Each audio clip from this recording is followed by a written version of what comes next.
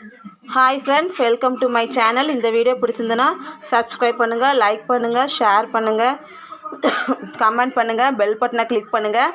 வாங்க இப்போ வீடியோக்குள்ளே போகலாம். இப்போது வடை முட்டை குழம்பு எப்படி வைக்கலாங்கிறத பார்க்கலாங்க. அதுக்கு இப்போ பாருங்கள், ஒரு 5 முட்டை எடுத்திருக்கேன். 5 முட்டை, 6 பருப்பு வடைங்க. இது 6 பருப்பு வடை எடுத்திருக்கேன்.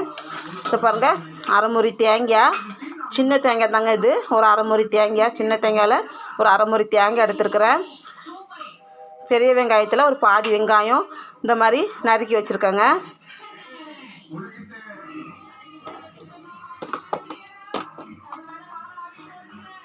தனி மிளகாத்தூள் 2 ஸ்பூன்,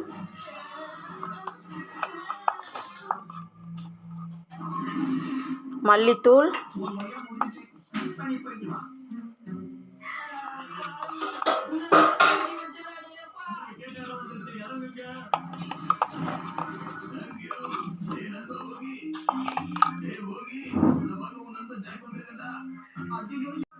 நாலு ஸ்பூன் மல்லித்தூள்,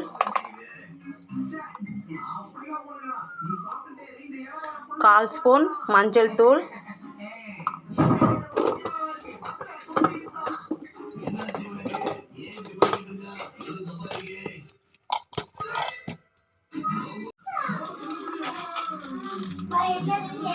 1 மிளகு.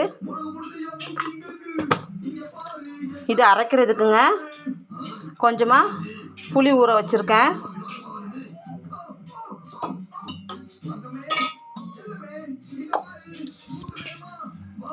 ரெண்டு தக்காளி அரைச்சி வச்சுருக்காங்க. இப்போ நம்ம இதை அரைச்சிட்டு வந்துடலாம்.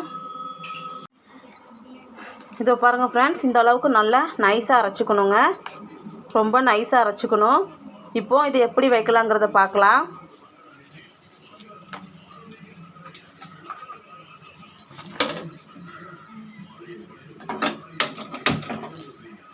அடுப்பில் கடாய் வச்சுக்கிட்டு இப்போ தேவையான அளவு எண்ணெய் ஊற்றிக்கலாம். எண்ணெய் ஊற்றி காஞ்சதும் 1/2 ஸ்பூன் கடுகு போட்டுக்கலாம்.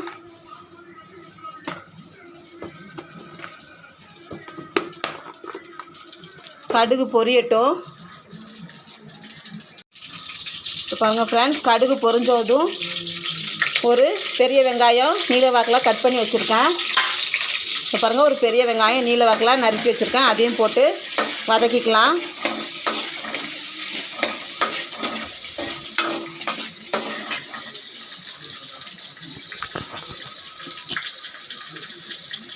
ரொம்ப வதக்கணும் இல்லைங்க, ஓரளவுக்கு வதங்கினா போதும். வெங்காயம் ரொம்ப வதங்கணும்னு இல்லை.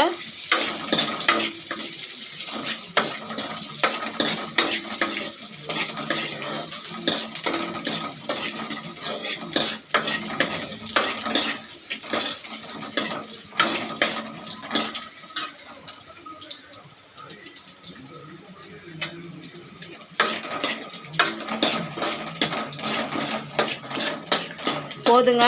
இப்போ இந்த ஸ்டேஜில் இப்போ நம்ம அரைச்சி வச்சுருக்கோம் இல்லையா, அந்த கலவையை ஊற்றலாம். இப்போ பாருங்கள் ஃப்ரெண்ட்ஸ், நம்ம அரைச்சி வச்ச கலவையை அதில் ஊற்றிக்கலாம்.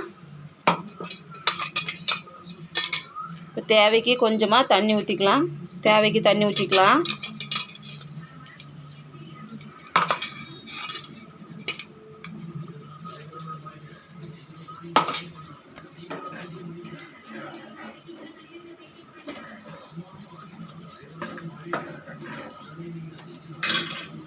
புளி நம்ம ஊற வச்சுருக்கோம் இல்லையா, அதை கரைச்சி புளி தண்ணியை ஊற்றிக்கலாம் ஃப்ரெண்ட்ஸ்.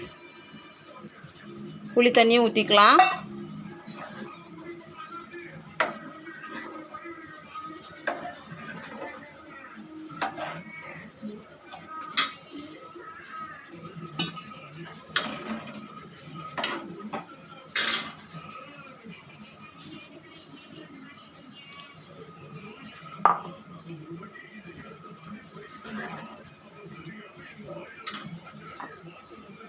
இப்போ தக்காளி அரைச்சி வச்சுருக்கோம் இல்லையா, அந்த தக்காளியும் ஊற்றிக்கலாம்.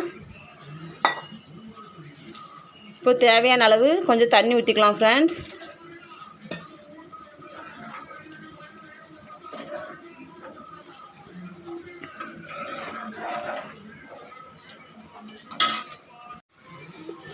இப்போது தேவையான அளவு உப்பு போட்டுக்கலாம் ஃப்ரெண்ட்ஸ்.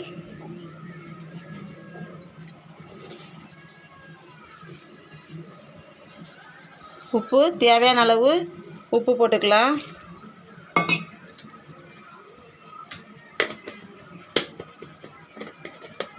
நல்லா கொதிக்கட்டும்.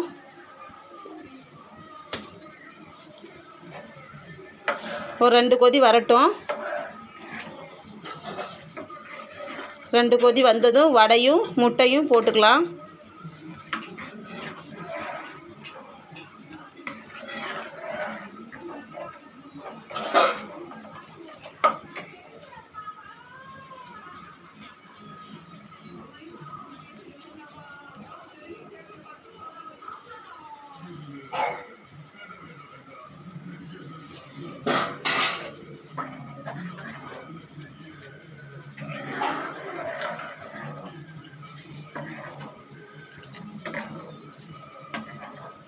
நல்லா கொதிக்கட்டும் ஃப்ரெண்ட்ஸ். ஒரு 2 கொதி வரட்டும். வந்த உடனே நம்ம முட்டையும் வடையும் போட்டுக்கலாம். அதில்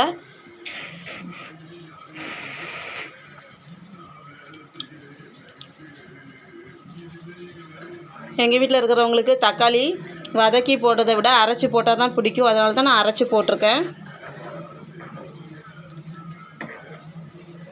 கொஞ்சம் கொதிக்கட்டும். பாருங்கள் ஃப்ரெண்ட்ஸ், கொதிக்க ஆரம்பிச்சிருச்சு. இப்போது இந்த ஸ்டேஜில் நம்ம வடையும் முட்டையும் போட்டுக்கலாம்.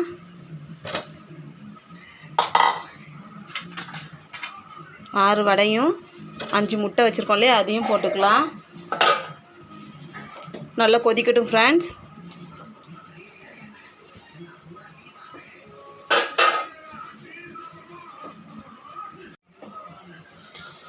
நல்லா கொதிக்குது. கொதிக்கட்டும் ஃப்ரெண்ட்ஸ்.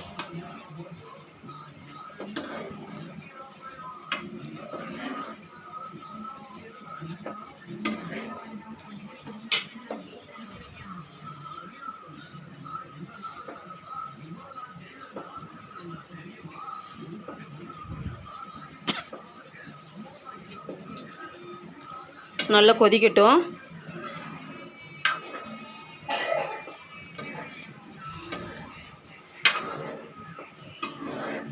மசாலா எல்லாம் இந்த வடைக்குள்ளே இறங்கணும். நல்லா கொதிக்கட்டும் ஃப்ரெண்ட்ஸ். உங்களுக்கும் பிடிச்சிருந்துன்னா நீங்களும் ஒரு தடவை ட்ரை பண்ணி பாருங்கள்.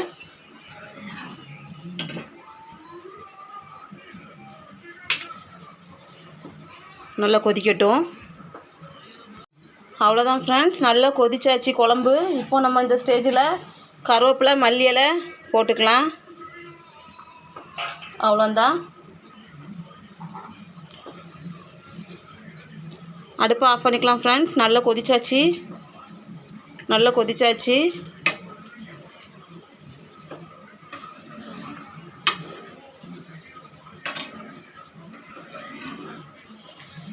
உங்களுக்கும் இந்த வீடியோ பிடிச்சிருந்துன்னா நீங்களும் ட்ரை பண்ணி பாருங்கள் ஃப்ரெண்ட்ஸ்.